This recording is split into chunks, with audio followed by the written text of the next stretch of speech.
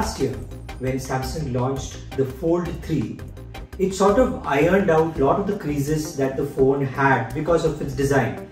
It had a much smoother finish. The crease in the middle had become much smaller than before, though it was still there, and the phone itself became a little bit more compact. But it was still a very experimental device, though it was in its third version. But finally, I got the feeling that it had come to a point where it could actually go to the masses. And that showed with the Samsung Fold 3 and the Z Flip 3. Samsung really started pushing the foldable as something regular people could buy.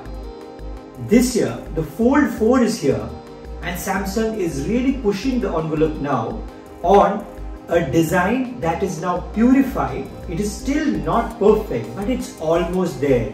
The crease in the middle is now almost invisible. The hinge, which was quite big initially and started to become smaller and smaller, has now become compact enough to go into the device and is not really jutting out like before.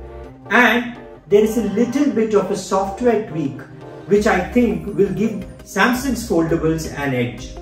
So the Fold 4 is, as I told you, a very thin, very compact design. It gives you a very good feel in the hand, but it doesn't feel bulky like before.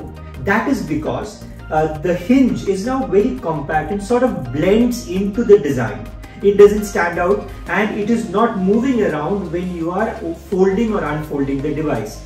The phone, as I've used it over the past few weeks, is pretty good even when you don't unfold it, and I think that will be the success of the Fold 4. You unfold the Fold 4 only when you want a larger screen, not because you want to use a phone in its regular day-to-day life. What I really liked about the Fold 4 is the software tweaks that Samsung has brought in.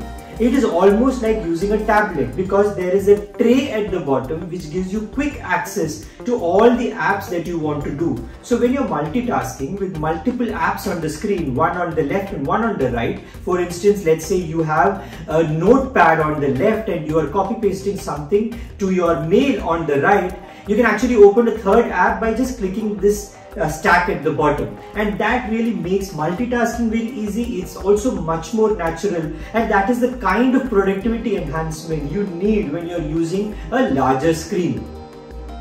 Apart from that, one other place where Samsung is really bringing in improvement is the camera.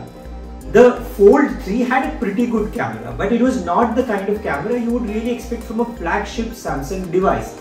That has changed now. This is a 50MP camera that is really as good as any of Samsung's flagship cameras, and people will start finding new use cases using a very good camera on a phone like this. And that I think is going to be quite interesting. So who should buy the Fold 4? The Fold 4 is for everybody who thinks they want something little bit better than what the best Android flagships can offer. This is for people who really value their productivity, who want to maybe open a spreadsheet when they are on the go, who want to maybe watch movies on a screen that is bigger than their best smartphone. And this phone offers all of that. This is not for the regular user, and the price sort of takes care of keeping the regular users out of this segment. If a regular user wants a foldable device, they should look at the Flip 4. But this is for the premium Android customer, and I'm sure there are millions of people out there who will now be looking at the Fold 4 with a lot more interest, because this is almost a final product now and has pretty much come out of the prototype stage.